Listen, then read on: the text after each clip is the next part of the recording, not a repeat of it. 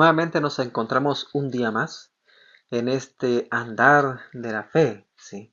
En este maravilloso programa también leyendo esta matinal titulada La fe por la cual vivo. Hoy 13 de marzo vamos a hablar sobre este tema que lleva aquí por título Incapacidad del hombre para salvarse. Antes de leer el libro de Gálatas, el capítulo 2, el versículo 16, vamos a inclinar nuestras cabezas y vamos a orar allí donde nos encontramos cada uno de nosotros. Oremos. Padre bendito que estás en los cielos, Señor. Te damos gracias, Señor, porque vemos, Señor, como tú, en tu divina gracia, Señor, en tu divina misericordia, tú, Señor, decidiste salvar a la humanidad. Tú, Señor, decidiste enviar a tu Hijo, Señor, y Él vino, Señor, con, Señor, toda alegría, Señor, para poderse entregar por nosotros, Señor, porque nos ha amado. Ahora, Señor, ese plan de redención fue pactado muchas veces, Señor, con tu pueblo, pero el pacto, Señor, fue sellado completamente en la cruz, Señor, y desde allí todos nosotros podemos ser parte de la familia del cielo y también ser salvos así, Señor, y que tú estás dispuesto siempre a ayudarnos a nosotros, así como recibió también la ayuda de tu Santo Hijo cuando estuvo aquí en la tierra, Señor, luchando para poder, Señor, vencer en favor de nosotros. Acompáñanos día tras día, Señor, en el estudio de tu palabra, y que podamos llegar a entender, Señor, y comprender estas verdades que son presentadas ante nosotros. Te lo pedimos en el bendito y sagrado nombre de tu Hijo amado Jesús. Amén. Muy bien, queridos amigos, hermanos que me escuchan allí también. El libro de Gálatas, el capítulo 2, el versículo 16, la palabra de Dios nos dice lo siguiente. Sabiendo que el hombre no es justificado por las obras de la ley, sino por la fe de Jesucristo, nosotros también hemos creído en Jesucristo, para ser justificados por la fe de Cristo, y no por las obras de la ley, por cuanto por las obras de la ley nadie será justificado. Ahora, ¿por qué dice estas palabras allí el apóstol Pablo a los Gálatas? Porque miren, desde que entró el pecado al mundo, ¿sí? El ser humano tiene esa tendencia maligna. Entonces, ¿cómo el ser humano puede guardar una ley santa y buena, porque así también lo menciona el apóstol Pablo, la ley de Dios, si el ser humano está corrompido? Por esa razón, nadie puede justificarse por las obras de la ley, ¿sí?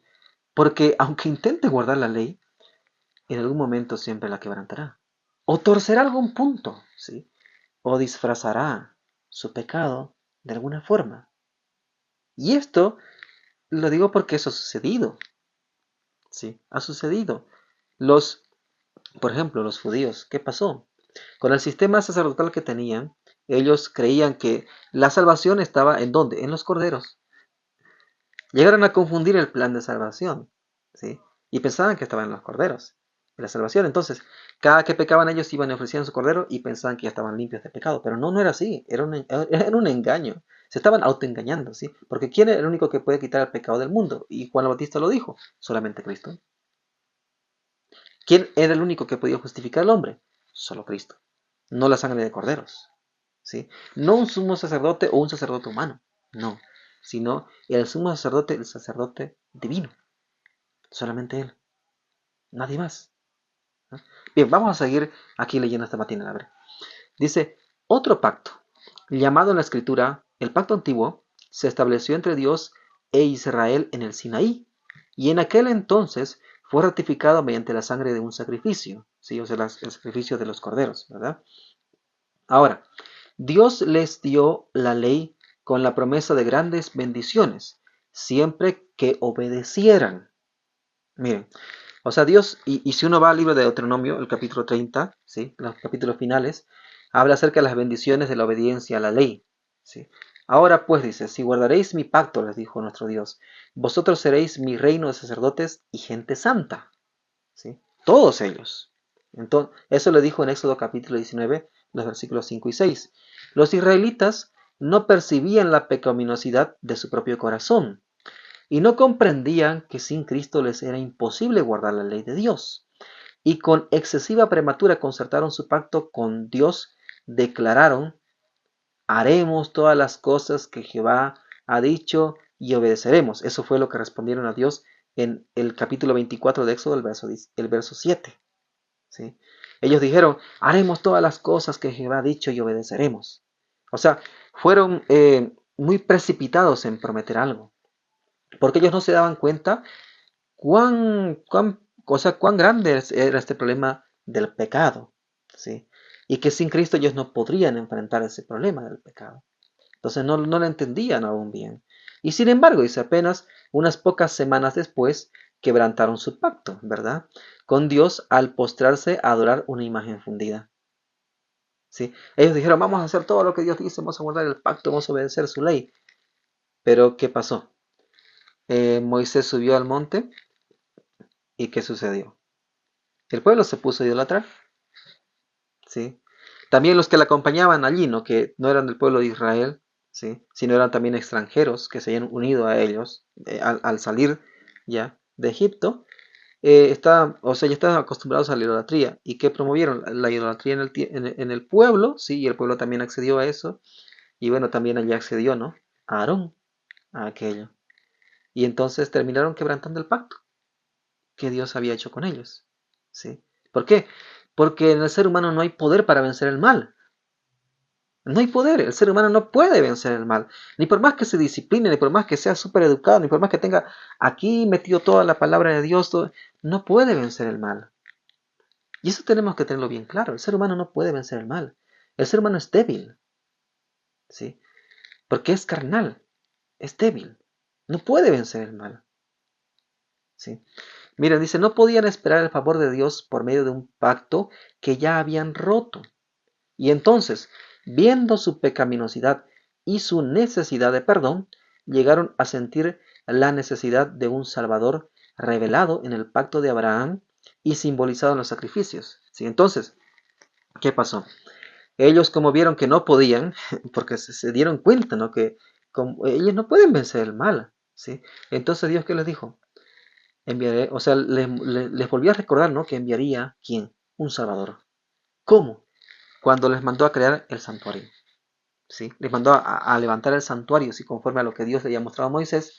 Entonces, allí, mediante el sistema de sacrificios, Dios les mostraba que un día vendría un Salvador a morir así, por ellos, ¿sí?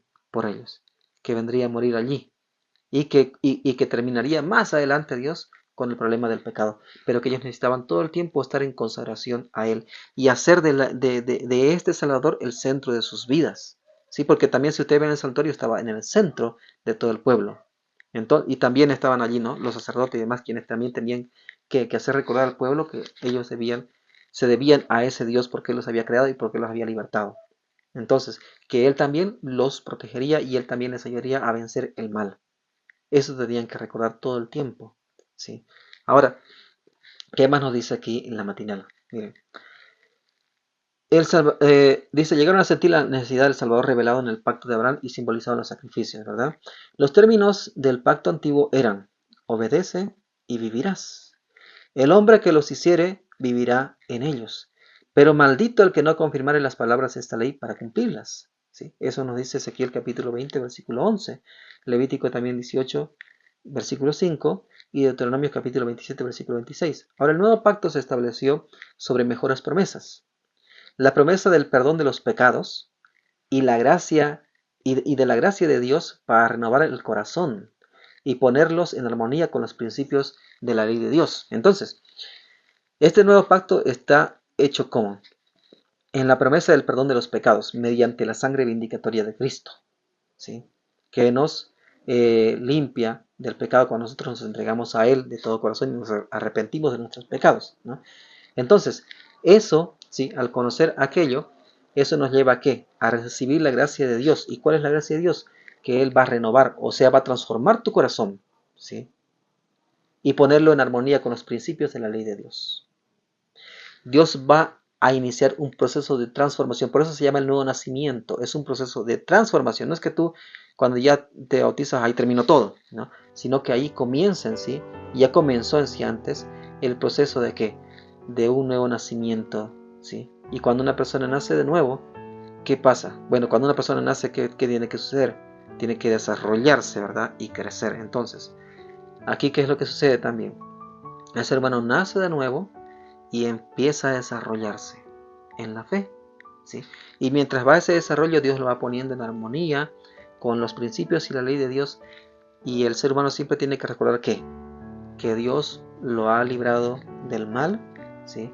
Y que ahora tiene toda la ayuda del cielo por la gracia que Cristo ganó para nosotros en la cruz, ¿sí? Y esa gracia que siempre estuvo dada y entregada para la humanidad.